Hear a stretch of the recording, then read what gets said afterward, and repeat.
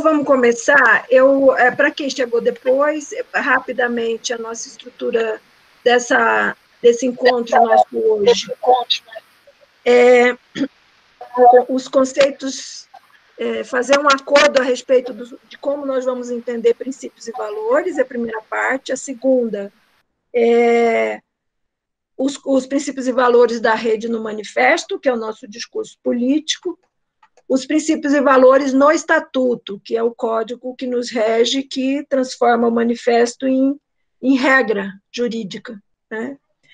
E depois a gente vai enviar para vocês um videozinho de apresentação da rede, mas isso vai ser na sequência e não é para agora. Bem, a ideia de que nós somos a sociedade e nós nos conectamos e nós não nos matamos como, né, na disputa de território, na proteção das nossas coisas, o que nos civiliza é uma adesão a princípios. E a ideia de que princípio são os preceitos, leis ou pressupostos que são considerados universais. Ou seja, uma ideia ela tem o estatuto de princípio na medida em que ela possa ser aceita em todas as sociedades. E um chinês, que está muito na moda hoje, né, entre nós, e um canadense, quando falarem alguma coisa como, por exemplo, paz, esse princípio é compreendido pelos dois, claro que mediado pelos valores, mas as duas culturas, inclusive com etnias bastante diversas, vão poder entender esse universal como algo que organiza a nossa visão de mundo, nossa relação com as pessoas, na família, na coletividade e tudo mais. Então, em qualquer lugar do mundo, o princípio é uma coisa incontestável, e é uma ideia a qual, a menos que a pessoa esteja fora daqueles parâmetros que a gente considera de normalidade psíquica, se não for uma pessoa com algum tipo de patologia na compreensão, algum sadismo, algum problema, ela não vai ser contra esse princípio, né? Entende-se que a adoção dos princípios está em consonância com o pensamento de toda a sociedade, na constituição dos países, nos acordos políticos, e organiza de nações a condomínios, né? Então, a ideia de que um princípio organizador é uma coisa que é a base e é o ponto de encontro e é uma ideia universal. O princípio, ele vale tanto para o âmbito pessoal, ele organiza a nossa visão de mundo, a nossa forma de estar no mundo, a maneira como a gente se relaciona com as demais pessoas e com a natureza. No nosso caso da rede, particularmente, a relação com a natureza é uma relação extremamente importante e referenciadora da nossa visão de mundo. Então, o princípio ele vale para as pessoas, para os profissionais, para as sociedades, para o planeta.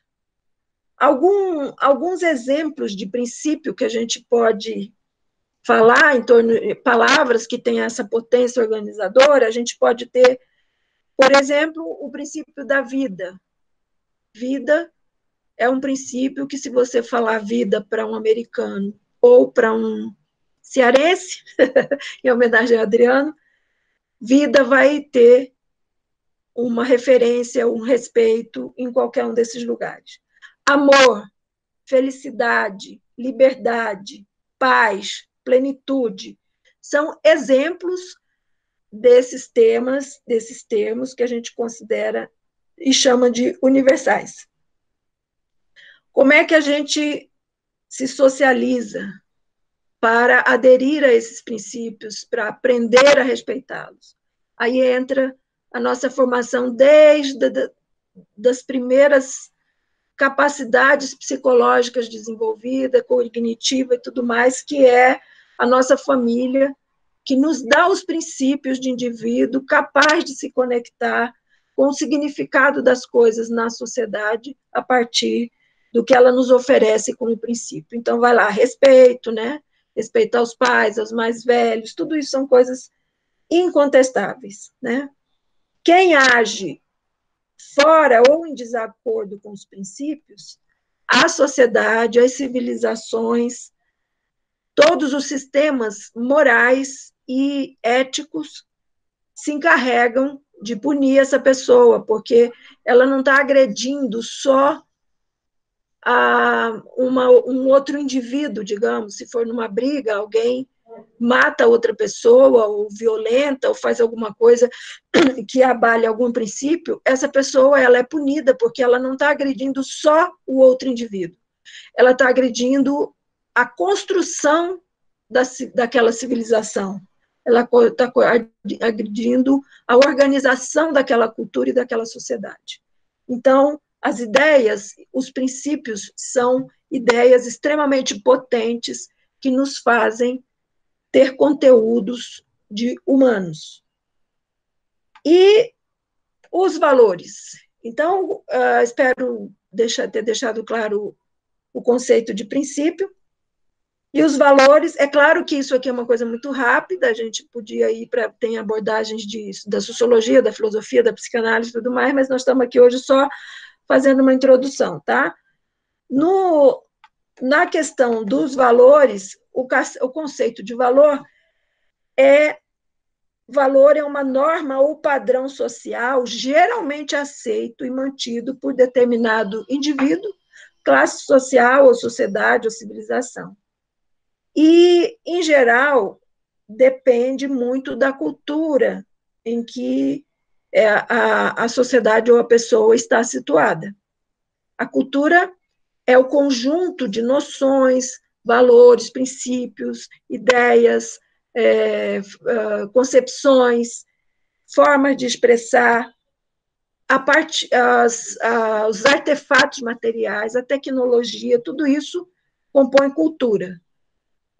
Há quem busque hierarquizar as culturas, mas eu sou antropóloga e na antropologia nós não fazemos comparações hierárquicas, nós fazemos comparações analíticas para ver o que uma cultura tem que a outra não tem, sem fazer hierarquia de que uma seja melhor que a outra. Né? Por isso a gente respeita o nível de princípios e valores das sociedades indígenas e das sociedades industrializadas ou financiarizadas agora, né? Então, os valores, eles são padrões sociais variáveis. Depende muito de quem está falando, aonde essa pessoa nasceu, em que país, em que cultura, em que continente. E, então, os valores são mais variáveis do que o princípio. Diferente dos princípios, em geral, quem exerce os valores são os indivíduos, né? São mais subjetivos, e muitas vezes têm valores contestáveis. Né? E aí, vocês percebem, numa rápida entrada no Facebook de vocês, naquele conjunto de perfis circulando no nosso feed, você vê ali um desfile de valores também. E, às vezes, os valores como cortesia, civilidade, respeito à opinião do outro e tudo mais, não estão presentes, porque os valores não são universais como os princípios. O que vale para mim como valor, nem sempre vale para o meu vizinho, nem sempre vale para o meu colega de trabalho, nem sempre vale para a pessoa que trabalha na minha casa. Então, os valores são padrões, eles também organizam coletividades, eles também reúnem as pessoas, mas eles não são universais. E a aplicação desses valores também tem vinculações com caráter e com personalidade de quem adota os valores. Então, essas duas camadas de significados organizam o nosso dia a dia, a nossa forma de ver o mundo, de ver as coisas, e a gente está sempre circulando filosófica e culturalmente, entre as ideias que são universais e aquelas que são mais subjetivas e que têm mais a ver com a gente, né? Bom, eu queria só trazer aqui para vocês uma exposição sobre a variação socioeconômica dos valores e como é que os valores interferem na atualização dos princípios, né? Então, vamos lá. Uma pessoa de origem humilde, né, que não tem muitos bens materiais, essa pessoa, ela pode considerar que dinheiro não traz felicidade, e essa é uma ideia bem básica, né? Porque ela é feliz, digamos, tem gente que com muito pouco artefato em volta de si, muito pouca ferramenta, muito pouca variedade, inclusive alimentar, são pessoas que se sentem bem na vida, que vão à luta, dormem em paz, são gentis com os vizinhos, são prestativas, são generosas, e isso talvez seja uma configuração de felicidade. E as pessoas abastadas, pessoas que se dedicam, porque seus valores orientam para isso, a ter dinheiro, fazer dinheiro, juntar dinheiro, ter é mais importante do que ser, poder comprar, poder mandar, poder ter poder a partir do dinheiro. Essas pessoas talvez considerem que o dinheiro traz felicidade, que sem ele não é possível ser feliz. Então, a gente tem aqui essa variação entre o valor do dinheiro para algumas pessoas e a sua classe social e para outras. Uma outra forma de variação dessa relação princípios e valores é quando a gente encontra pessoas que foram socializadas em torno do princípio, por exemplo, de defesa da vida, né? Considera que a vida é um princípio que organiza, o respeito à vida é um princípio que organiza tudo, e é verdade. Mas aí essa pessoa, ela não se incomoda com o feminicídio, ela não presta atenção, ela não se comove com isso, e não precisa ser homem ou mulher, eu não estou falando de gênero, estou falando de pessoa. O feminicídio não é uma coisa que ocupe ou cause indignação. Ou o desmatamento, que é o ataque à vida de florestas e animais, né, das nossas riquezas vegetais, a fauna e a flora.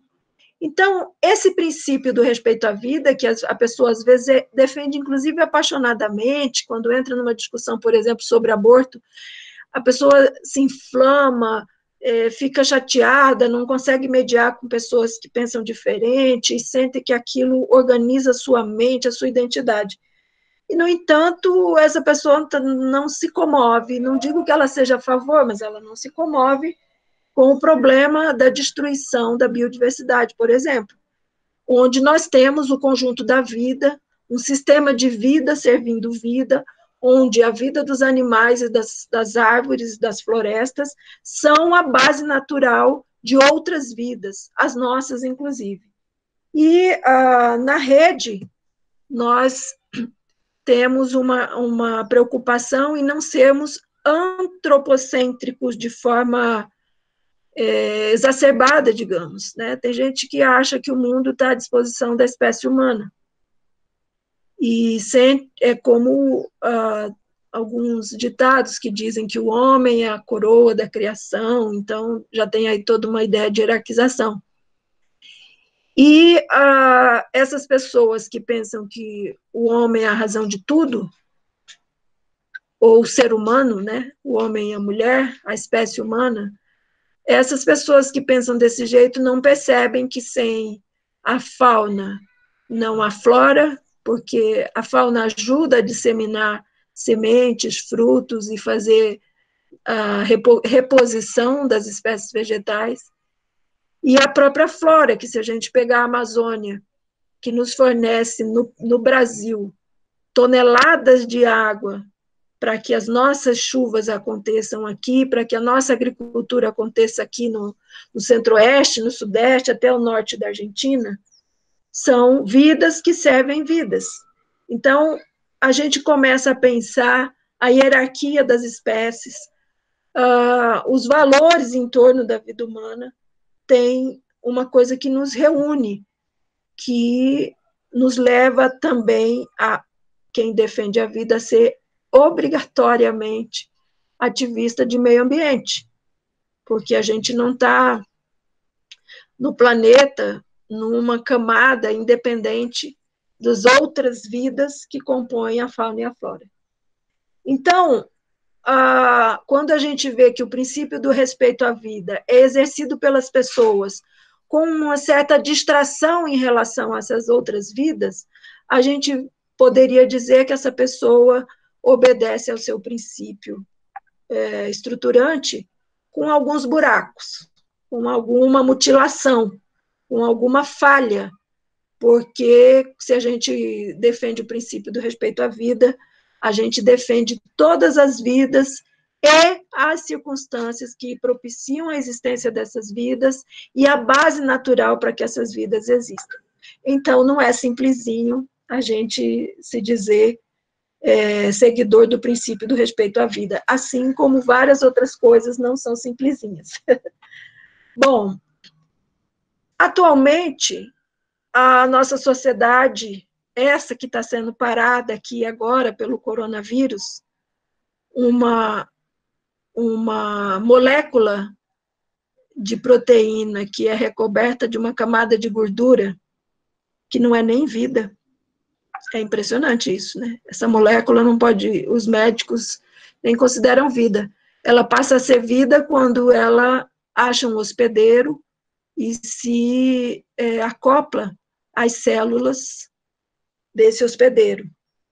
Então, essa molécula, que é uma das partes menores da matéria, está parando o nosso planeta. Porque a gente entrou numa escala de valores que exacerbados. Nós não somos contra ter dinheiro, nós não somos contra ter sucesso, nós não somos contra a estética do luxo ou a riqueza. Não se trata disso. Mas é preciso que isso venha com distribuição, com justiça social, com benefício de todos, com acesso para todos, e que as pessoas possam ter essa riqueza compartilhada de forma que a nossa existência tenha dignidade material, filosófica, espiritual, estética e psicológica, enfim. Então, mas quando a gente tem esses valores em si, como substituindo princípios, a gente passa a ter dinheiro, sucesso, luxo e poder como os principais valores neste planeta. E a gente está vendo que tudo isso não adianta muito diante do corona, né? E todos os dias nós somos convidados, de alguma maneira, a adotar esses valores da nossa sociedade e da nossa sociedade planetária atualmente. Bom, os conceitos, bem de forma introdutória, de princípios e valores são esses, e aí nós vamos, então, para a parte 2 da nossa aula. Eu queria que, se alguém se sentisse com dificuldade ou de eu não ter me expressado direito em alguma coisa, ligasse o microfone e fizesse pergunta.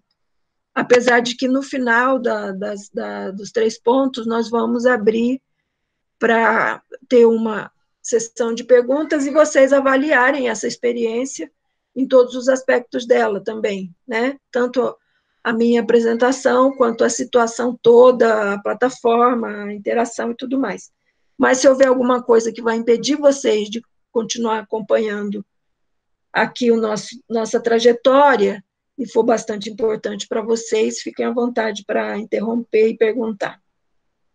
Então, nós temos no Brasil 31 partidos, e tem mais um sendo organizado aí, um tal de Aliança pelo Brasil, né, que todo mundo conhece. do grupo do Bolsonaro. Então, nós vamos para... Não, na verdade, desculpa, é 33, nós vamos para o 34º, e a gente criou um partido nesse quadro, porque aqui nós não fomos somar forças com algum partido que está hoje na oposição, no campo progressista e tal. É exatamente porque uma das características mais marcantes da rede é a inovação dos seus princípios e valores. E a forma como nós queremos praticar, exercer e nos transformar a partir da adesão a esses princípios e valores, né? Então, o nosso elenco de princípios e valores e a forma como a gente assume a prática desses princípios e valores nos faz ter necessidade de uma agremiação que congregue as pessoas com essas mesmas ideias e que possam se reunir em torno disso.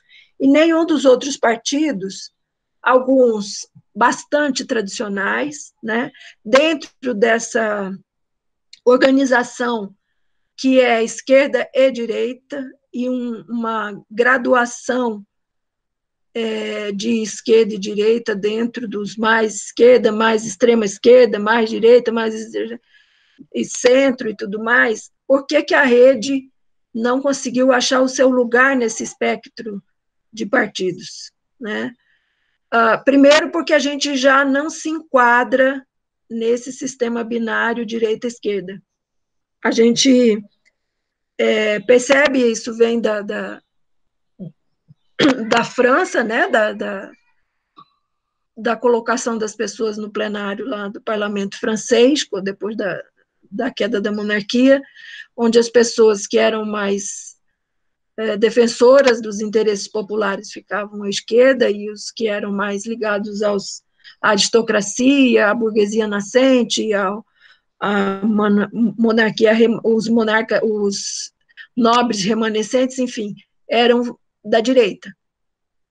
E isso virou uma oposição clássica que depois, com bastante contribuição para a sociedade naquele tempo, quando começou a haver propriedade industrial e mão de obra operária, condições de vida muito precárias, trabalho infantil, 16 horas diárias de trabalho, condições insalubres de trabalho, estupro de mulheres no ambiente fabril, exploração máxima do nascente capital em cima do trabalho, surgiu, então, todo um pensamento que depois foi traduzido politicamente nas jornadas soviéticas, né, pelo marxismo-leninismo, e criou-se uma cristalização de capital de um lado, trabalho do outro, como forças de produção. Mas, para nós da rede, essa contradição não organiza politicamente a nossa ação, porque a gente consegue ver que a produção ela pode ser feita de maneira a trazer bem-estar para as pessoas. Então, a gente pensa a exploração sustentável da biodiversidade, por exemplo, ela precisa que haja empresários com uma visão de respeitar a vida das pessoas, respeitar a natureza, respeitar as dinâmicas ecológicas e fazer a sua produção e o seu trabalho com todos esses critérios presentes. Então, nós não somos o partido que vai propor uma revolução operária, uma revolução violenta para implantar uma ditadura operária ou proletária. Nós não estamos nessa oposição clássica que o pensamento político nos trouxe até hoje, né? Para nós é importante que haja um outro centro na organização do pensamento político, que é a relação da sociedade com a natureza, porque a base social da vida é fundamental para que a vida continue Não vai ter empresário, não vai ter trabalhador, não vai ter político, não vai ter médico, não vai ter professor, se nós formos banidos de um planeta onde nós estamos aquecendo, um planeta em que nós estamos intoxicando a atmosfera com carbono, um planeta em que as suas estruturas geológicas e termogeológicas e na biosfera estão sendo alteradas pela ação humana. Eu não sei se vocês viram aí no noticiário algumas fotos que as pessoas postam de lugares em que não se via mais direito o céu, e agora você tem o céu com nitidez, o horizonte com clareza, porque as emissões de carbono que a frota automobilística emite não estão presentes. Estamos, a maioria de nós, em quarentena, então a atmosfera está limpa.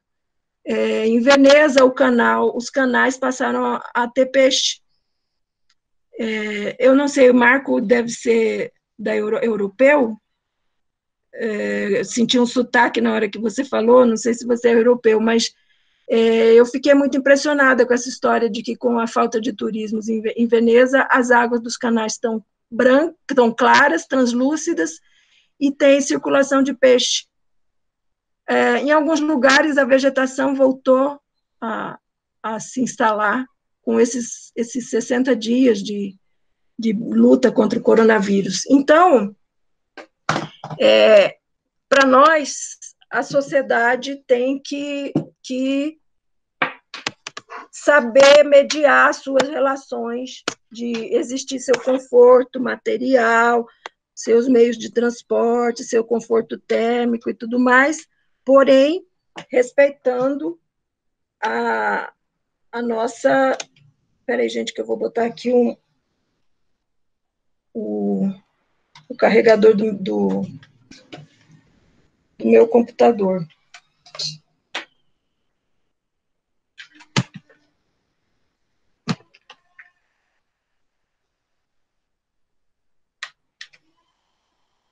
Vixe, Maria, o que aconteceu aqui?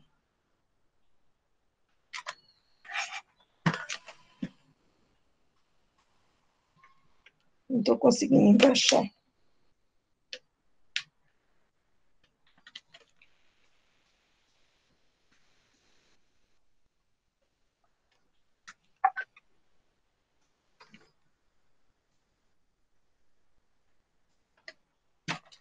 Soninha, vê se você consegue botar o carregador aqui para eu continuar falando, filha, por favor.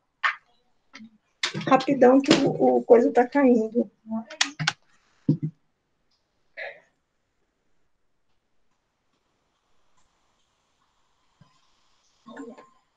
Nossa, agora desorganizei tudo aqui. O quê? A minha sequência da aula. O que a senhora quer? Eu quero que bote o carregador nesse computador, que eu não estou conseguindo encaixar.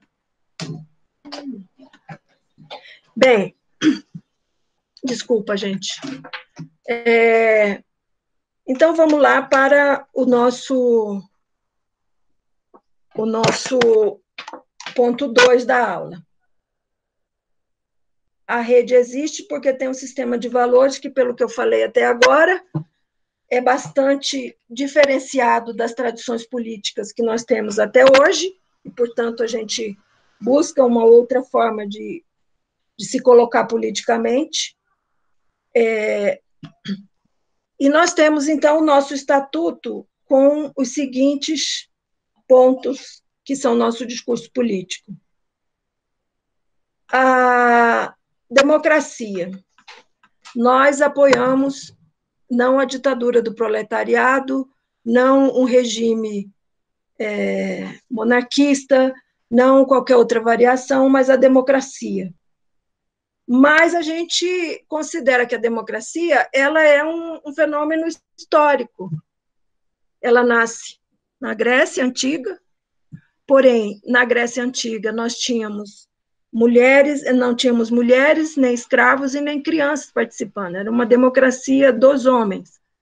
Mas era uma coisa participativa para os patrícios, né? Estavam ali os homens na sua ágora, decidindo as coisas coletivamente e não por um monarca absolutista.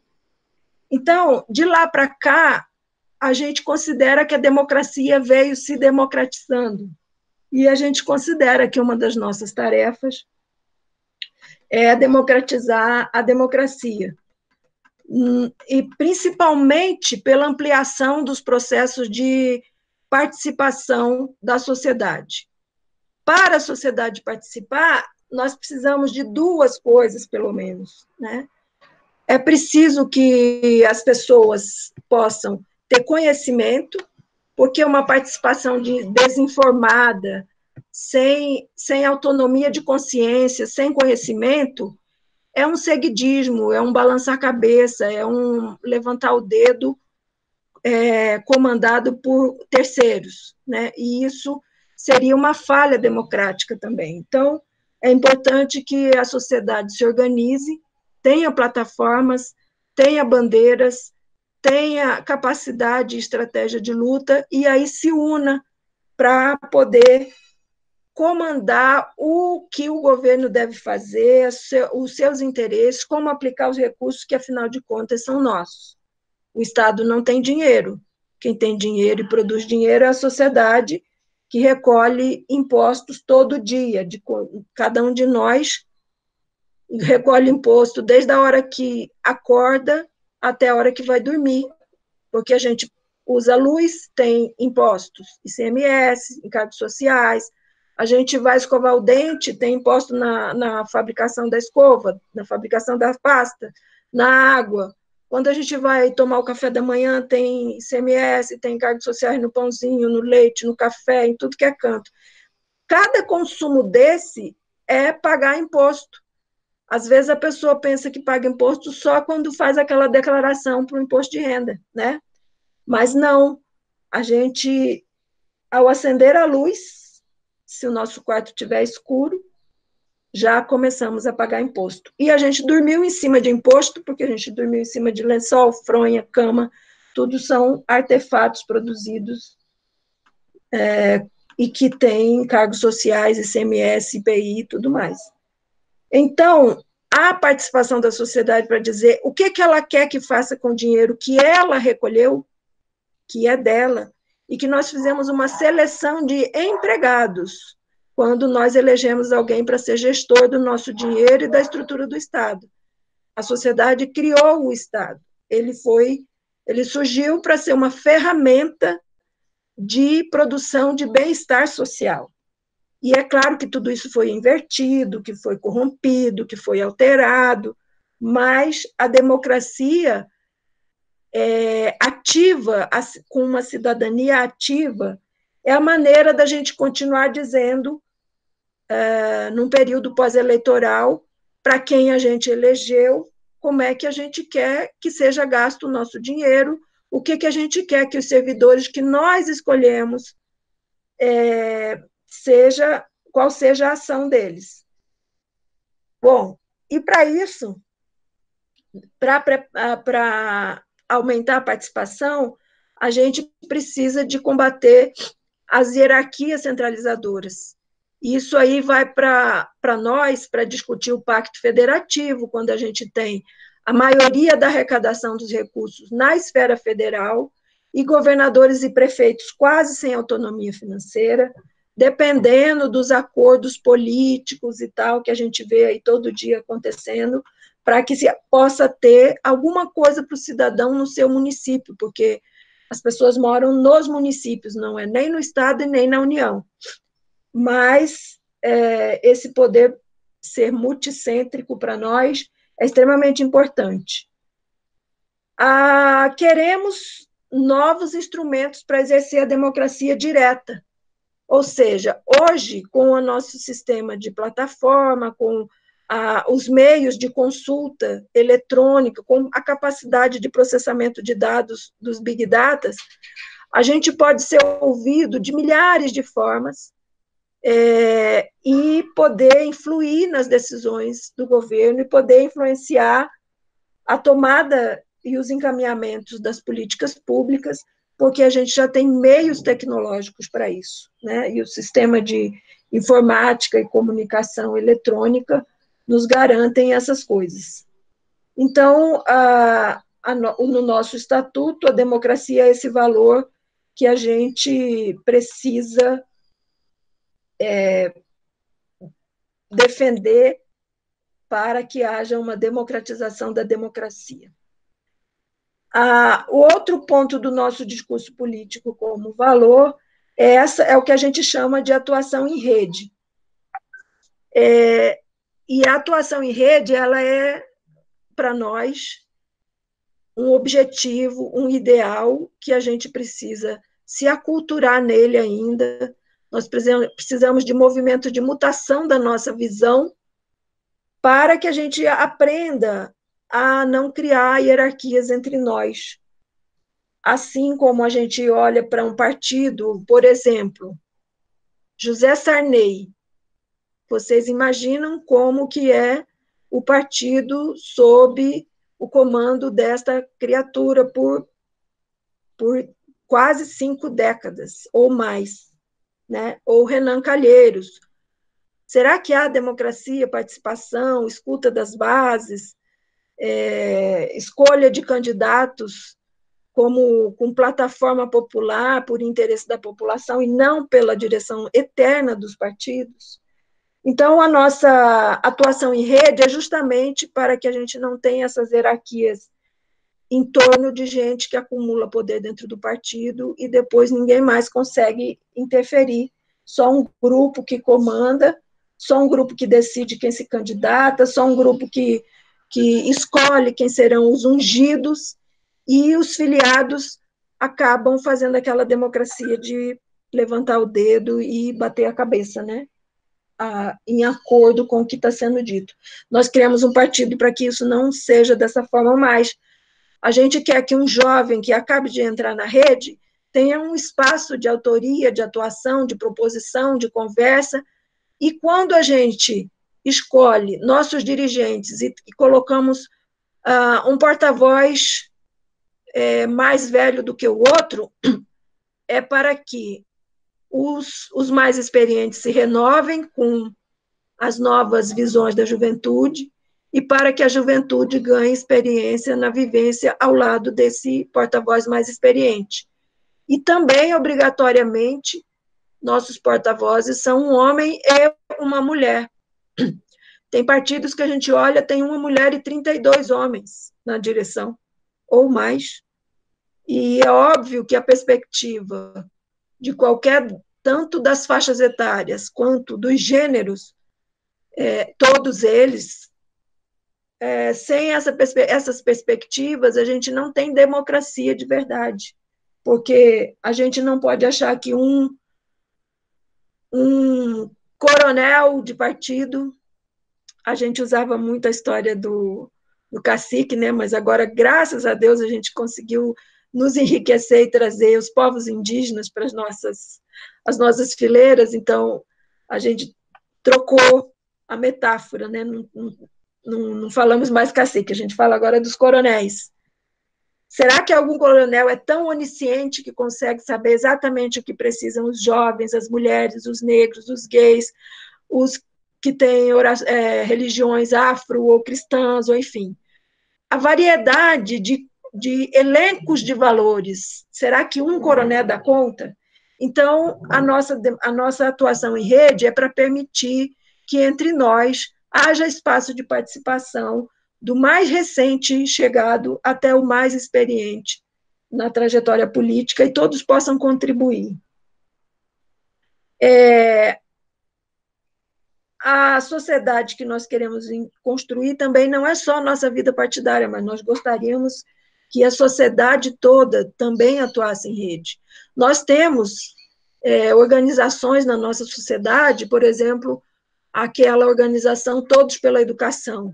Ali tem um capital técnico e de inovações e tecnologia que, eventualmente, o gabinete do Weintraub, tanto por causa dele quanto por uma série de outros problemas, talvez não tenha.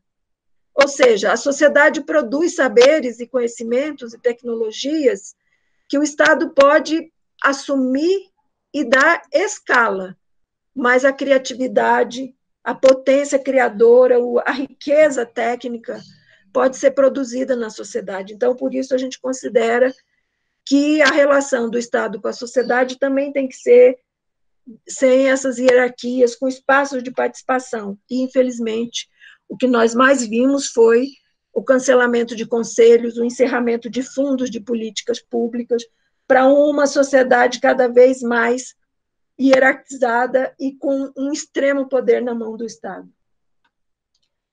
Um outro item do nosso discurso político como um valor muito forte é a sustentabilidade. E essa palavra, ela está sendo usada, tem muita gente que descobre a palavra, inventa o seu conceito e começa a usar a sustentabilidade de um jeito que, no final das contas, quando você for espremer, não tem nada a ver com o que a gente considera sustentabilidade.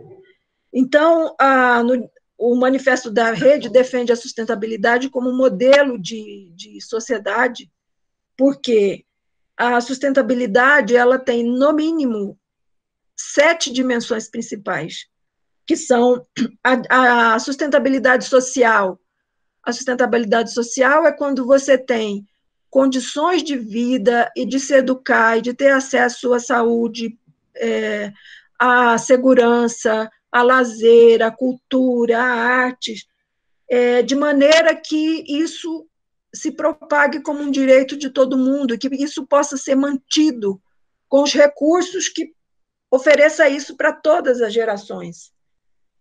Tem a sustentabilidade ambiental, ou seja, nós não podemos tirar como um exemplo mínimo, micro, para vocês entenderem o que é sustentabilidade ambiental, nós não podemos tirar da natureza mais do que a sua capacidade de repor. Então, vamos supor que a gente pegue uma nascente de água e ela é capaz de produzir 800 mil litros por segundo.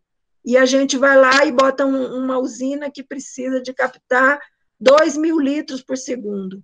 E enquanto aquela represa tiver com superávit de água, ela vai aguentar, mas depois ela não vai conseguir repor mais, porque a capacidade de produção é 800 e a retirada é 2 mil. Isso é insustentável. E aí, em torno disso, se movem todas as iniciativas de infraestrutura do país. A gente tem aí Belo Monte, que começou com um orçamento de 19 bilhões e terminou com 39 bilhões, e que nem vai conseguir operar em toda a sua plenitude, porque a vazão do Xingu já está muito prejudicada, né? Além disso, alagou terras indígenas, destruiu sítios sagrados de vários povos indígenas, então não tem nada mais insustentável ambientalmente do que certas infraestruturas feitas pelo governo sem considerar esse aspecto. Temos a sustentabilidade econômica, que hoje nós pensamos o Brasil é um dos países onde a desigualdade social é mais aguda. Nós temos 50 bilionários que são donos de um percentual que está me escapando aqui, talvez alguém de vocês saiba, que são donos de quase tipo 40% do PIB, e o resto da população todinha divide a outra parte do dinheiro.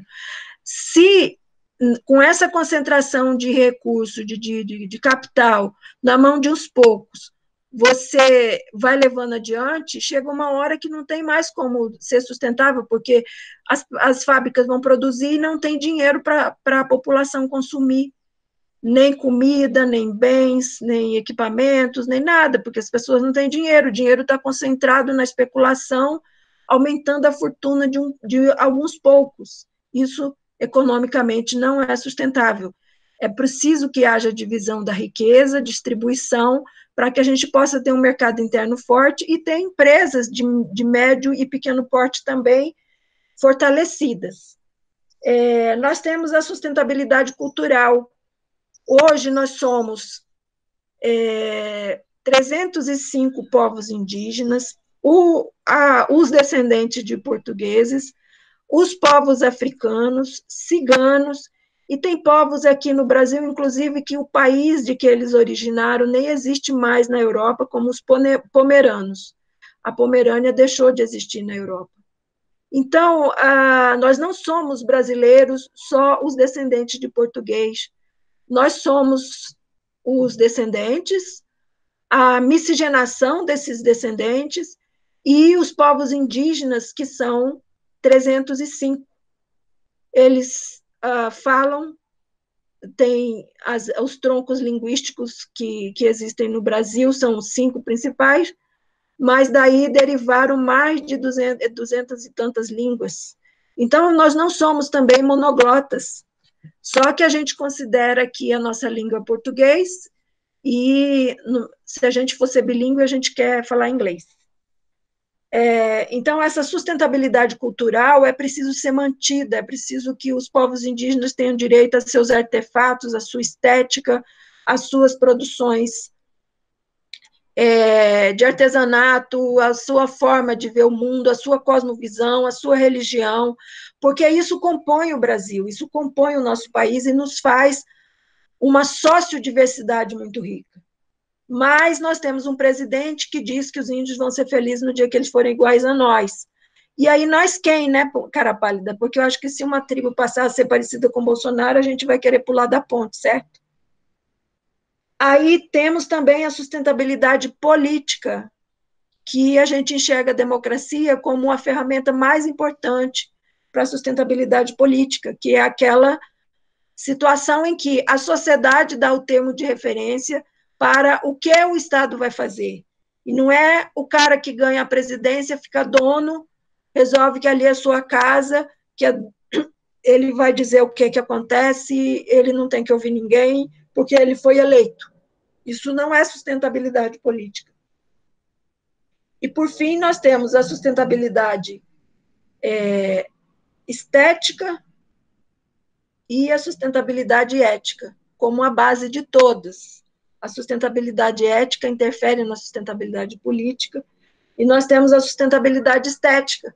Nós somos um país com 7 biomas, portanto, com 7 paisagens, que a gente tecnicamente chama de fitofisionomia, muito diferentes. Se você pegar a Caatinga e botar do lado da Amazônia, você vai pensar que está em 2 continentes diferentes, porque a fitofisionomia da Caatinga, ela tem aquelas árvores de baixo porte, retorcidinhas, com muito espinho, com uma diversidade muito mais parecida com os cenários desérticos.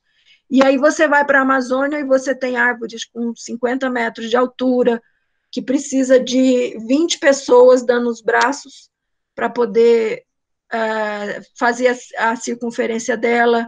Você tem uma série de animais variados, enfim.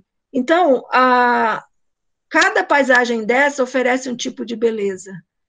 Cada tipo físico dessas paisagens também oferece outro tipo de beleza. Então, a gente anda nas ruas em São Paulo, a gente vê japoneses, bolivianos, árabes, várias outras etnias, e essas pessoas se misturam com europeus, e você tem um tipo físico ali. Se você vai para o Nordeste, você tem um outro tipo físico e outro tipo de beleza. Se você vai para os gaúchos, você tem outro tipo.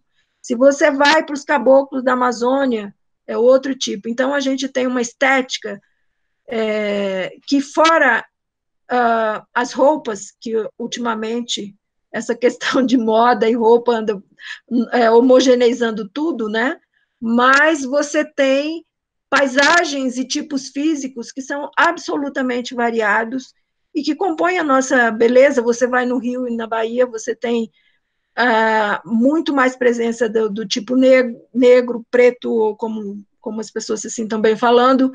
Então, essa variedade estética, tanto de paisagens, quanto de usos, quanto de expressão artística, nos enriquece, senão a gente vai virar uma grande CIA, todo mundo usando a mesma roupa, com o mesmo jeito, e querendo todo mundo ser loiro, magro, e oprimido, porque haverá uma gordofobia, o racismo, essas coisas todas são frutos da homogeneização da estética. Bom, outro ponto do nosso manifesto é a defesa da nova cultura política, ou seja, nós temos um espaço de inovação na política brasileira. Então, nós trouxemos, eu vou citar aqui 3, as outras depois vocês procuram, mas eu vou citar 3, por exemplo. A gente oferece na nossa sigla a possibilidade de termos candidaturas independentes, ou seja, alguém que tenha um trabalho, uma plataforma, uma representatividade que signifique alguma coisa dentro de uma luta, pode receber um espaço na nossa nominata para ser candidato, desde que seus valores e princípios não agrida os nossos, não só não agrida, como esteja de acordo. Nós não vamos oferecer sigla para quem defender, por exemplo, a pena de morte, para ir num exemplo extremo, para ficar bem claro, né? Mas a gente chama de candidaturas cívicas, ou seja, alguém que represente uma dinâmica social forte e importante. Vamos pegar, por exemplo, um presidente de cooperativa de catadores. Essa pessoa, ela pode apresentar uma plataforma de campanha, ser referendada por um grupo de pessoas, não são candidatos de si mesmo, não se trata de alguém falar, eu vou lá na rede, vou me candidatar pela rede e vou cair fora depois que eu me eleger. Não é espaço para isso, embora tenha havido essa prática.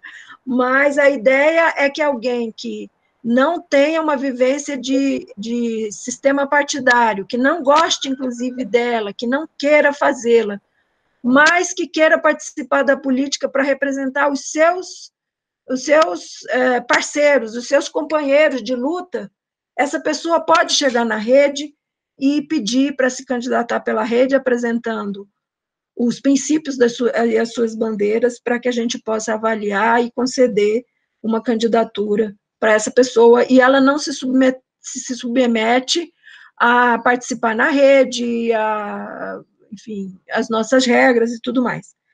A outra coisa que nós estamos inovando na política é limitar a reeleição em mandatos parlamentares. Mas essa limitação é justamente para combater a síndrome de Sarney, de família Sarney, né? 50 anos na política sem dar espaço de renovação, um monte de vícios, patrimônio acumulado e tudo mais. Então, entre nós, a pessoa pode ser vereador 2 vezes. Agora, suponhamos que essa pessoa tenha se candidatado a vereador e feito um segundo mandato, e fez 8 anos de um mandato maravilhoso, que todo mundo reconhece, elogia, que os filiados todos estão muito felizes, essa pessoa não poderia se candidatar. Agora, se for um mandato que um plebiscito entre os filiados decidir que ela tem direito a uma terceira candidatura, então será feito. E diferente dos outros partidos, onde são os coronéis da direção que decide quem é que vai se recandidatar e ter sigla e vaga a vida inteira, entre nós é a base, são os filiados que vão abrir a exceção para que essa pessoa tenha um terceiro mandato, se for o caso, e só neste caso, mas usualmente, depois de 2 mandatos, a pessoa tem que abrir espaço para outras representações, outras gerações, e se candidatar a uma esfera acima, ou sair da política, de achar que, não, já dei minha contribuição, pronto. A Marina, por exemplo, foi candidata a senadora 2 vezes, a terceira ela se elegeria, com certeza, mas ela considerou que ser senadora não era carreira de vida, ela não queria ser um daqueles senadores que ficam no Senado desde que é jovem, de pele esticada, até virar velhinho com bengala. Então, ela falou que eu tinha que contribuir com a legislação ambiental, já fiz, e agora já chega. Então, saiu da vida parlamentar. A ideia, então, é essa, é renovação, é oportunidade, é enriquecimento, e não ficar concentrando o poder na mão de uma pessoa e do seu grupo. E mais um exemplo é que entre nós a gente busca evitar acúmulo de poder em uma pessoa só. Então, se a pessoa tem um cargo institucional, parlamentar, ela não terá um cargo de direção na executiva do partido, ela vai ser suplente, vai ser vogal, vai ter uma presença de contribuir, de trazer experiência, de orientar, de aportar coisas, mas ela não vai ter uma pasta, digamos, ela não vai ser responsável por alguma coordenação, ou de organização, ou de formação, ou, enfim, ou executiva, porque isso são formas de acumular, concentrar poder, e tudo isso vai contra a nossa ideia de atuar em rede. Bom, um outro ponto do nosso manifesto é que nós defendemos os direitos humanos e a diversidade. Os direitos humanos são uma expressão que virou polêmica, principalmente porque as pessoas da extrema-direita, particularmente aquelas que acham que a tortura é uma forma legítima de disputa política, quando é uma das relações mais abjetas que pode haver entre seres humanos. As pessoas acham que direitos humanos é para proteger bandido.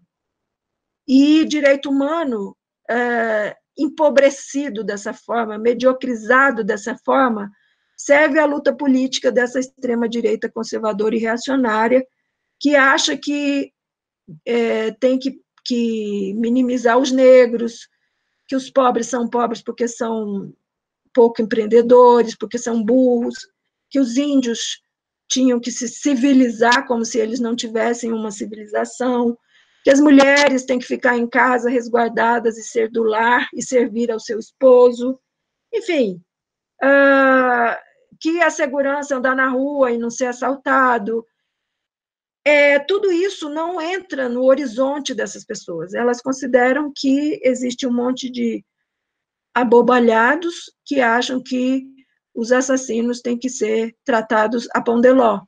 Então, eles traduzem assim, direitos humanos. Então, além da gente enfrentar todos os problemas que estão nessa pauta dos direitos humanos, e que demanda nossa luta, a gente ainda tem que enfrentar esse preconceito monstruoso desses espectros ideológicos reacionários. Nós somos pela defesa dos direitos dos animais. Uau, o animal tem direito? Tem. Aquela galinha na panela tem direito? Tem.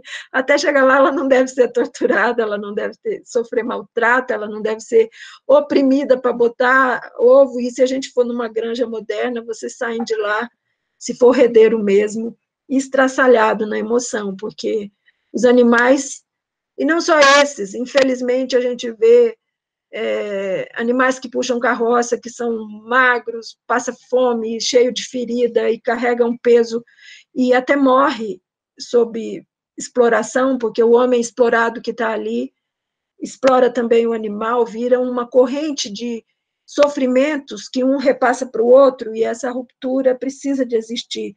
É preciso que o trabalho de tração possa ser feito dentro das forças dos animais, ou, no caso, que a gente possa ter as bicicletas e que o próprio catador tenha um pouco mais de dignidade também no exercício do trabalho dele. Os animais são portadores de um tipo de ciência, o conhecimento científico, a veterinária vai avançando e vai nos revelando que eles têm sofrimento psicológico, que eles têm sentimentos, que eles têm afetos, e, por exemplo, usar um pet como diversão e lazer, e quando ele encher o saco, abandonar na estrada, é um tipo de crueldade. Ou quando a gente tem aqui as vaquejadas, e a gente vê que tem uma economia no interior de São Paulo que se move bilhões, e por causa desses bilhões, muitos animais são torturados até a morte, ou ficam inviabilizados, ou têm uma vida extremamente dolorida e sofrida quando saem de uma vaquejada e permanecem vivos. Então, a rede defende também o direito dos animais. Por fim, nós temos uma plataforma de política externa baseada na cultura de paz. Um país que fosse governado pela rede não declararia guerra, não mandaria seus filhos para levar tiro com os generais nos gabinetes e os presidentes no conforto da Casa Branca ou do Palácio da Alvorada. Então, a nossa política externa, ela também defenderia a promoção dos direitos humanos. Em vários outros países, a gente vê na África as crianças sendo exploradas, e aqui no Brasil também, trabalhando até morrer, ou sendo traficadas para serem objeto sexual, ou sendo oprimidas para cumprir serviços degradantes. Então, a gente defenderia na relação, na comunidade internacional, os direitos humanos. A autodeterminação dos povos, nós temos povos de países muito pequenos que vivem sendo invadidos e oprimidos, e nós defenderíamos que esses povos tivessem direito de decidir o destino de seus países. Nós não somos a favor do intervencionismo bélico. A gente vê os Estados Unidos e a Rússia disputando o Oriente Médio, armando, e as suas indústrias de armas ganhando muito dinheiro às custas dos conflitos no Oriente Médio, das etnias ali, em guerras religiosas ou em guerras culturais, e levando para lá armas, mísseis, foguetes, fuzis, e tráfico de armas, e criando toda uma cadeia de ações humanas muito, muito, muito degradantes e contra a paz. Nós defendemos a ampla democracia em todos os países. Ontem, por exemplo, o Duterte declarou lá nas Filipinas que se alguém estiver na rua com a quarentena decretada por ele, pode matar. É para tirar na cabecinha, como diz um governador que vocês conhecem. As Filipinas são um país extremamente sem liberdade, com um ditador instaurado que dá esse tipo de ordem. Para defender as pessoas de morte por coronavírus, ele autoriza que a polícia atire em quem estiver na rua.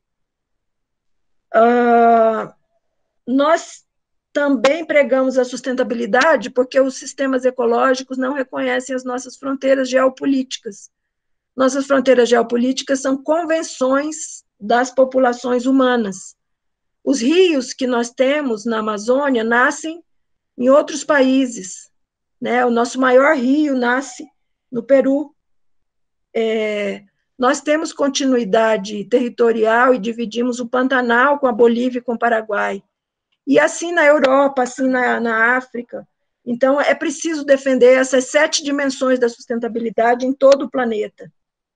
E, por fim, nossa política externa também clama pela redução de desigualdades entre as categorias sociais, e nós pregamos que haja uma construção de uma governança global, e isso mesmo antes de fenômeno como o coronavírus, por causa das questões de aquecimento, de alteração, de mudança climática, nós já pedíamos que houvesse um nível de governança global com participação da comunidade para que nós pudéssemos ser fraternos e solidários e enfrentar os problemas planetários em conjunto.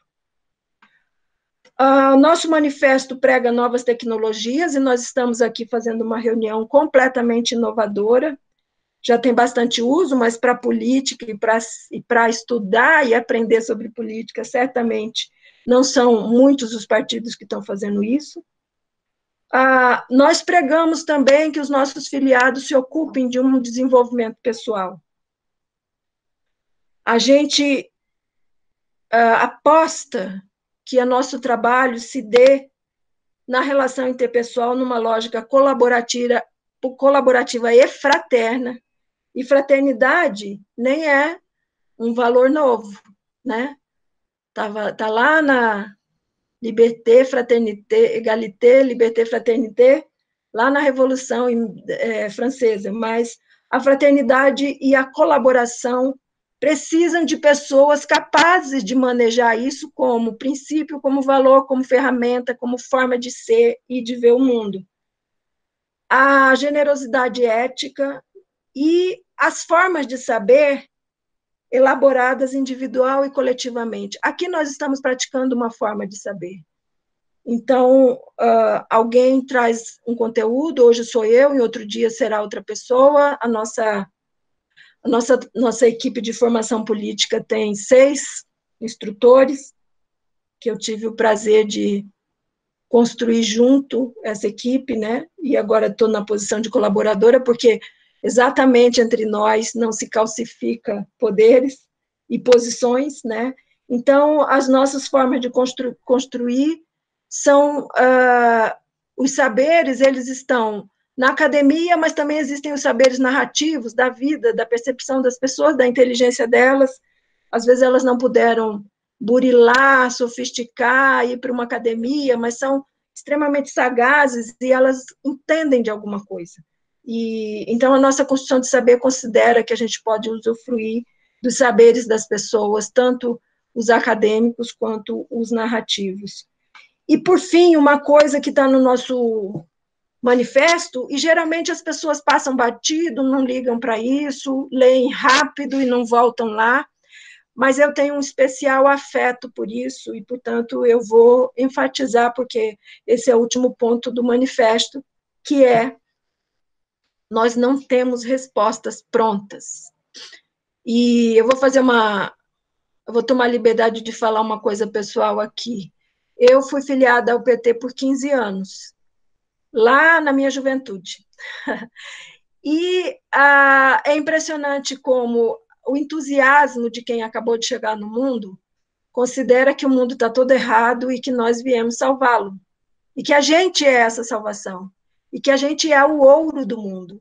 E somos nós que vamos fazer isso. E só nós que podemos fazer, porque nós somos a única possibilidade de inteligência capaz de fazer isso. E eu confesso que essa era uma coisa que, nesses 15 anos de PT, me incomodava, porque isso era cultivado pelos dirigentes que eu conheci. A única dirigente que eu conheci que se opunha a esse tipo de visão messiânica, que essa visão messiânica é uma das coisas mais letais para a democracia, e a gente está vendo aí essa projeção messiânica que a população fez na potência do homem da Arminha. A pessoa que se opunha a isso, que era favorável a ouvir, a encontrar o saber em todos, a fazer elaborações a partir da contribuição de todos e tal, se chama Marina Silva. Então, não ter resposta pronta, se colocar como em processo de aprendizado, em processo de construção, em processo de mutação, em processo de inovar e ter outras culturas e dar nossa contribuição junto aos outros partidos. Eles são diferentes de nós, mas a gente não quer dizer que eles são melhores ou piores. A gente se coloca como mais um, e esse foi o slogan da nossa coleta de assinaturas também: eu sou mais um na rede, e mais um na rede era a Marina Silva, e mais um na rede também era o Lucas, universitário do primeiro ano de Sociologia da UNB. Tanto fazia, era mais um na rede, porque nós somos um partido feito de mais uns. É claro que é difícil para alguns egos e algumas trajetórias e alguns cargos depois as pessoas serem fiéis a isso, mas não ter resposta pronta e ser mais um, talvez seja o exercício de generosidade e humildade que está faltando na política no nosso país. Por fim, nós vamos chegar no terceiro ponto, que eu vou passar mais rapidamente, porque é a parte dos códigos jurídicos, né? É só dar referência para vocês da onde que no nosso estatuto estão os nossos princípios e valores explicitados. O artigo 4º, no parágrafo 1º, diz que a rede vai atuar em âmbito nacional, portanto, nós somos um partido não regional, mas nacional, e vamos atuar dentro da legislação em vigor, ou seja, nós não vamos partir para uma ruptura de fora para dentro, nós vamos fazer a mutação dentro e participando da cultura, da elaboração cultural da política agora. Nós vamos discutir a política por dentro dela, elaborando, construindo, articulando, fazendo frentes, trabalhando junto para que os nossos princípios e valores possam ter o seu espaço fortalecido a partir da adesão voluntária das pessoas, das nossas propostas serem capazes de mobilizar as pessoas, e a gente tem visto a nossa parlamentar Joênia na Câmara praticando isso, criando frente parlamentar em defesa da causa indígena, com mais de 100 parlamentares dentro dessa frente, e ela é a única indígena, então a cosmovisão da Joênia não se impõe, ela articula, ela convida, ela propõe, ela convence, e pela dignidade e correção das suas propostas, as pessoas vão vindo, os parlamentares vão vindo, e ela consegue fazer as coisas. Então, nós vamos atuar dentro do sistema partidário, cumprindo a lei, nós não vamos pregar uma revolução armada para implantar a ditadura do proletariado, não é a nossa vibe. Nós defendemos a pluralidade política, nós não queremos que exista só a rede como partido único, como nós temos em Cuba um partido, ou na Nicarágua, ou enfim, qualquer outro lugar. Nós somos nossa defesa da diversidade social, econômica, de gênero, de religião, de tudo, é o direito das pessoas serem o que elas são, dentro do nosso limite ético, dentro do nosso campo de princípios e valores. Se houver uma pessoa que é a favor da ditadura militar ou da pena de morte, não terá lugar entre nós. Nossa fronteira ética é antes disso, né? Mas a gente acha que a diversidade política, que as pessoas que são corretas e decentes e são de direita, têm que ser respeitadas na atuação delas. E quando a gente discordar delas, a gente vai para a disputa política, a gente não vai tentar anulá-las ou impedir que elas existam. E a gente vê muita gente praticando a morte simbólica de quem pensa diferente. É um senso de eliminação, de você não pode existir, eu te odeio, você é um burro, e as discussões vão por aí. Nós achamos que a pluralidade política fortalece a democracia. Nós nesse artigo 4º, o item 4º é a defesa do direito das minorias, mulheres, juventudes, minorias étnicas, pessoas LGBTQI, comunidades tradicionais, entre outros.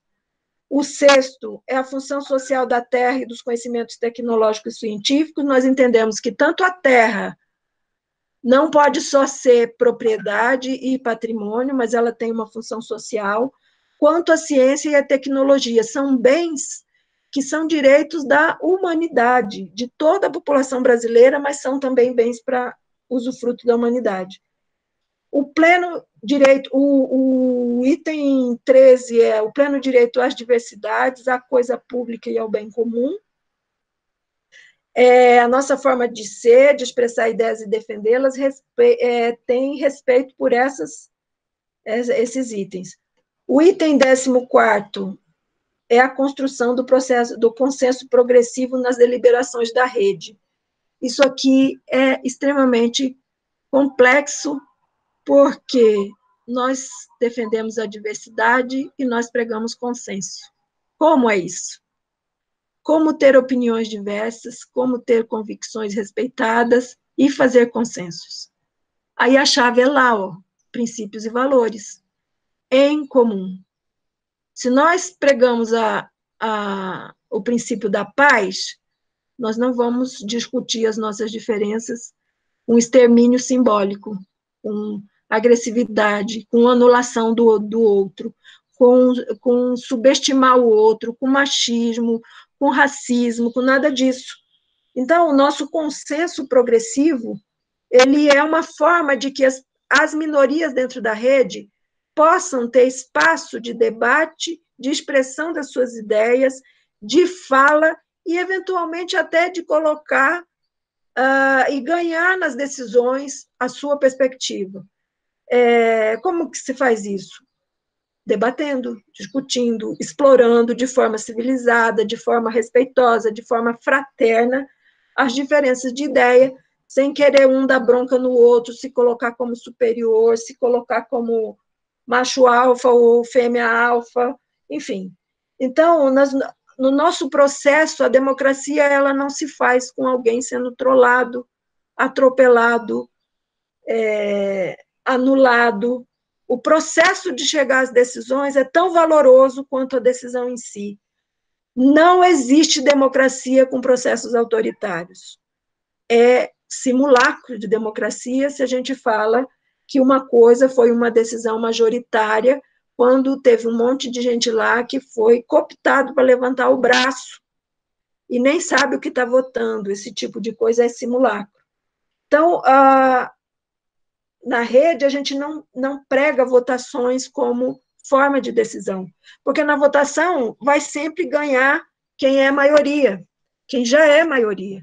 E aí nós vamos ter sempre e eternamente uma posição excluída. E aí, para que ela vai ficar no partido, né? Se a gente eternamente é minoria e não tem espaço, não tem por que ficar nesse partido, se não houver nenhuma possibilidade. E aqui eu vou dar um exemplo para vocês que eu acho muito precioso. Na primeira Conferência Nacional de Meio Ambiente, as reuniões feitas nos municípios e nos estados tinham teses, e as teses eram votadas nas plenárias. As teses que ganhavam passavam pela plenária municipal, estadual e vinha para a plenária nacional.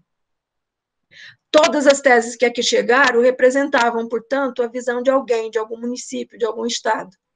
Quando, na decisão da plenária final, as teses minoritárias foram definidas, né, quais as teses que iam ganhar, as teses que foram aceitas, que iam ser cumpridas pelo Ministério do Meio Ambiente, aquelas que perderam, a Marina pediu para que houvesse um registro delas nos anais que foram publicados, com uma cor diferente, para dizer que aquelas ideias participaram da construção, foram objeto de análise, foram debatidas e não ganharam na votação, mas elas expressavam uma visão de alguma minoria.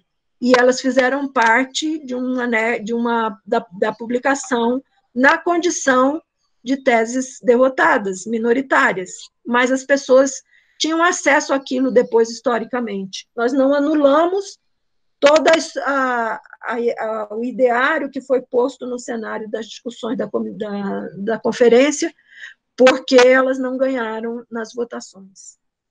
E, eventualmente, uma tese dessa derrotada, em outro momento da história, ela pode ser extremamente bem-vinda. Nós estamos vivendo agora a discussão sobre a renda básica. Gente, o Suplicy fala de renda básica há uns 40 anos. E é óbvio que tem chacota em cima dele. E eu mesma, às vezes, brinco que se você for conversar com o Suplicy sobre astronomia, ele vai dar um jeito de falar de renda básica. Se for sobre agricultura, ele vai dar um jeito de falar de renda básica. Se for sobre direitos culturais, ele vai dar um jeito, porque ele é o Dom Quixote dessa ideia. E agora, o que nós temos aqui, agora, nesse momento, como uma ideia válida, importante, como uma bandeira, que é tirar da mão do Guedes os bilhões que ele queria dar para o sistema financeiro para pagar a dívida pública e botar no pagamento de auxílio, quarentena, para as pessoas que são os autônomos sem vínculo, que vão passar fome.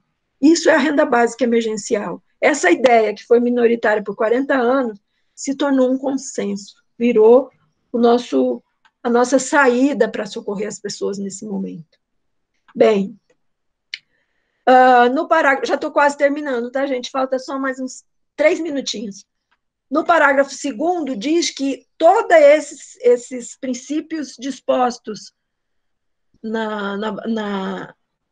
nesses itens aqui que eu falei são cláusulas pétreas. Quem da área jurídica já sabe o que é cláusula pétrea, mas eu vou dizer aqui para vocês que cláusula pétrea só se muda com um quórum majoritário, tanto no Congresso quanto nos partidos. As nossas cláusulas pétreas só podem ser mudadas por 80% mais um dos filiados que tiverem sido homologados até o dia 31 de dezembro do ano anterior. Então, suponhamos que a rede tem 25 mil filiados, e nós temos que fazer um plebiscito entre esses 25 mil filiados. Eles teriam, se a gente fosse fazer esse ano, eles teriam que estar filiados e homologados até 31 de dezembro de 2019, para que eles pudessem votar na alteração dessa cláusula pétrea. E aí, no artigo 144, compondo aí o nosso sistema de valores, é uma espécie de visão da visão negativa, né, do não, das infrações. O que é infração ética disciplinar? Nós temos aqui previstos 18 infrações disciplinares, que são infrações éticas aos princípios e valores da rede. Então, violar as diretrizes programáticas, ética, fidelidade, disciplina e os deveres partidários, desrespeitar a orientação política em qualquer deliberação vinculante, improbidade no exercício de mandato parlamentar. Eu estou lendo só o início do item para ser rápido, tá? Mas depois vocês olhem no estatuto o artigo 144. O quarto é atividade política contrária ao programa e ao manifesto do partido. O nono é propaganda de candidato ou candidata a cargo eletivo de outro partido ou de coligação não aprovada pela rede. E, por incrível que pareça, nós tivemos isso aqui nas eleições de 2018, na rede. O 10º, acordos ou alianças que contrariem os interesses da rede. O 11º, apoio a governos que contrariem os princípios programáticos da rede.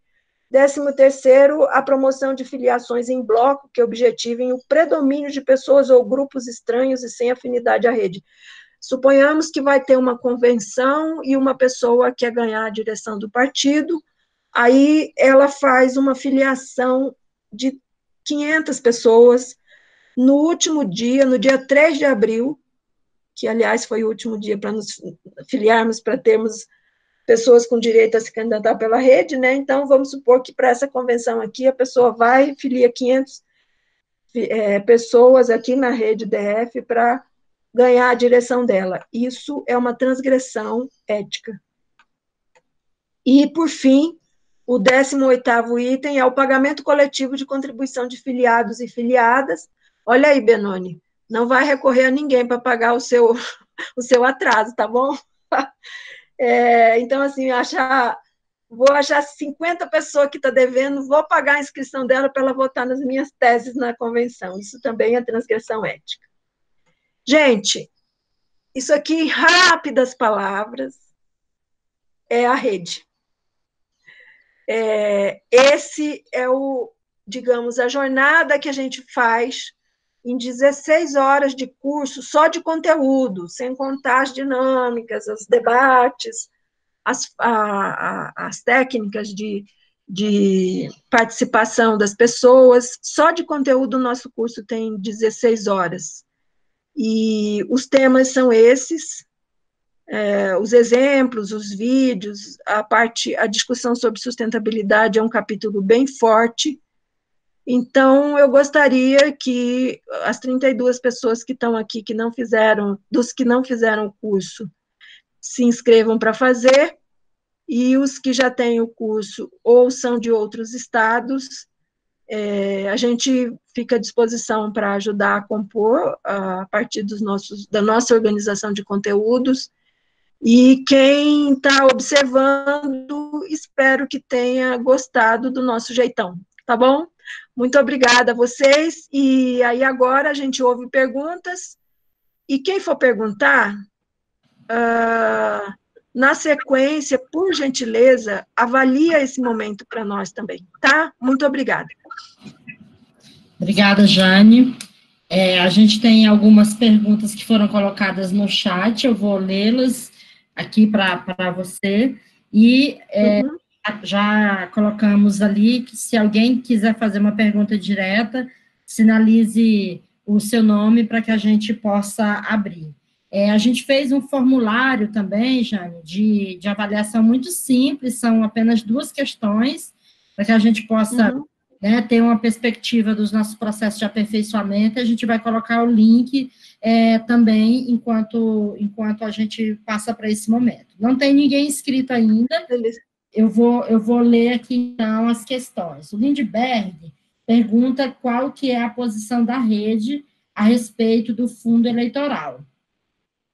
A Aparecida, ela pergunta se a rede adere ao ecossocialismo, né? E o Valdir colocou aqui quais deverão ser as atitudes diante de um quadro sociopolítico onde as pessoas depositam suas esperanças em um salvador da pátria, abrindo mão do controle social, chegando ao ponto de questionar até a democracia. E, por último, o Alisson perguntou... Só 3. É bem pequenininha. Como podemos defender o bioma... Tá, se eu esquecer alguma, você me ajuda, tá? Bom, a primeira era fundo eleitoral.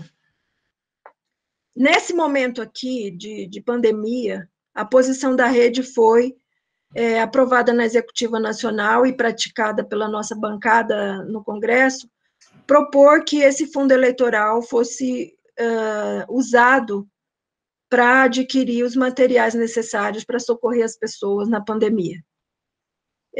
Todos os recursos que nós pudemos mobilizar nesse momento para evitar a morte das pessoas, é preciso que a gente faça. E então a nossa posição sobre o fundo eleitoral foi essa, tá? Evidentemente não vai passar porque, por exemplo, o PSL, e essa foi a briga principal do Bolsonaro, ele tinha quase 300 milhões de fundo eleitoral esse ano. Ele tinha, agora com a saída e expulsão de alguns parlamentares e tal, essa verba vai reduzir. Mas eles tinham 100 milhões de fundo partidário, que é para o partido pagar seus servidores, para fazer as coisas, para imprimir, para gastar dentro daquilo que é o propósito da vida de um partido. Então, ele tinha 100 milhões anuais, e mais 300 milhões, aproximadamente, de fundo partidário. Essas pessoas não vão querer abrir mão disso, né? Então, mas a nossa posição política e ética é de que o fundo partidário seja usado para socorrer a vida das pessoas. A outra pergunta era se a rede adere ao ecossocialismo. Bem, isso, socialismo. Ecossocialismo. Então, é Aparecida? Isso. A visão do ecossocialismo, ela é uma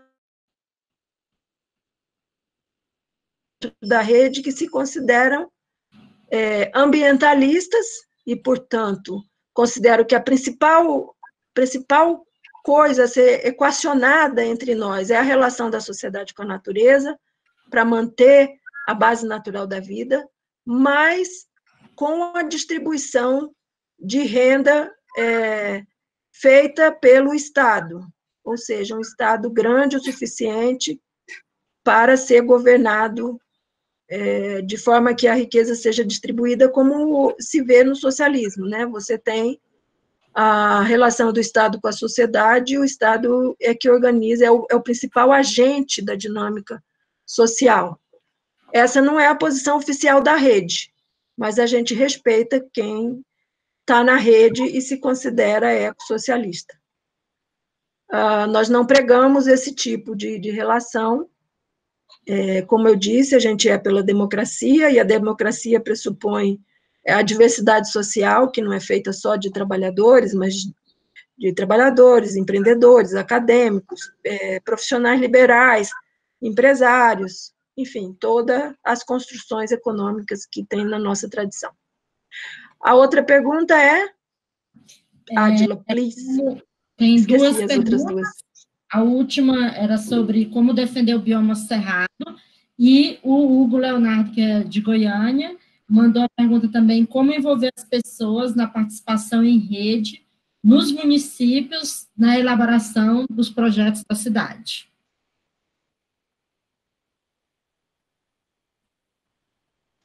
Bem, eu tenho pregado, Hugo, e pedido que seja coerente o fato de que, se as pessoas participam, é porque elas têm uma consciência bem formada, têm uma consciência crítica, têm uma consciência elaborada a partir da construção coletiva, junto com todo mundo.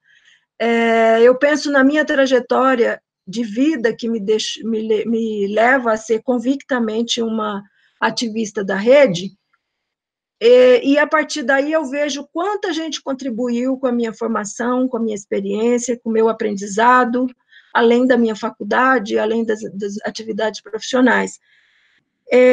Hoje, a cidadania, ela não é objeto de um trabalho sistemático de nenhum ator social, a não ser os partidos, né? E a cidadania, ela é conhecimento, ela é baseada em conhecimento, em domínio de conteúdos, em saber como é que funciona o Estado, em saber como é que funciona a coleta dos nossos recursos, a distribuição dele, o sistema decisório, o sistema judicial, como é que se mantém e se reproduz os nossos princípios e valores. A rede é um partido que precisa dessas consciências bem formadas, porque a gente, ao propor autoria, ao propor a participação em rede, a gente precisa de autonomia de consciência também. Então, eu te sugiro investir muito em formação política, em trazer as pessoas para verem na rede o espaço de discussão dos seus problemas e ganhar riqueza e densidade na solução deles e na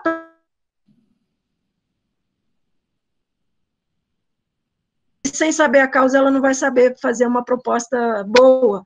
Isso é que nem no médico. Se o médico não fizer uma consulta boa, ele não vai conseguir te dar o remédio adequado. Então, abrir espaço de participação e que essa participação seja baseada em conhecimento. É a minha sugestão.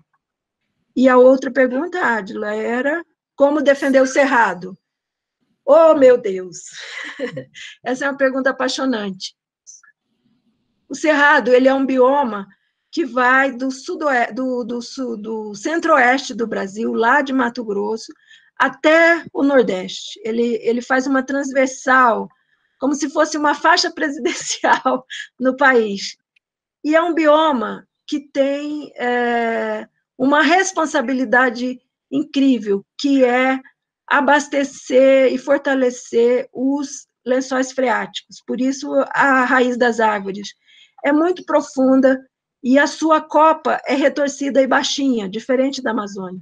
A Amazônia é um solo que geologicamente é pobre. Se você tirar a floresta e o humus produzido pelas folhas, você tem um solo tendente à desertificação. O cerrado não, ele tem essa infiltração de água através da sua vegetação com raízes profundas, que faz com que a água da chuva chegue aos lençóis freáticos. E você tem também muitas nascentes. Então, a gente considera aqui que o Planalto Central, que é o ponto mais alto do Brasil, onde ficamos nós aqui em Brasília, ele é a caixa d'água. Mas caixa d'água é uma coisa frágil. A gente tem riqueza e força das águas na foz dos rios. Na nascente, ele é frágil. Então, nós temos que defender o cerrado, a sua flora, a sua fauna, para que a gente não seque esse país. Aqui nascem as três das 12 principais bacias hidrográficas do Brasil. Uma vai para o sul e vai desagar lá em Itaipu. Eu até brinco que se acabar a água aqui, nós vamos apagar Itaipu. A outra vai, através de Tocantins, vai lá para o norte, e a outra contribui com o Rio São Francisco, que tem sofrido muito. Então, nós somos essa caixa d'água frágil, mas com uma estrutura geológica absolutamente importante para sustentar os lençóis freáticos. Eu participo de um movimento de defesa da bacia hidrográfica que compõe o Lago de Brasília, porque ele tem uma importância fundamental para nós, mas defender as nascentes e defender a integridade desse bioma é importante, porque como também nós temos poucos acidentes geográficos e uma vegetação mais rala, o pessoal que faz soja acha uma maravilha para poder plantar soja, só que a soja não consegue abastecer lençol freático. Tem muito mais coisa, mas rapidamente é por aí.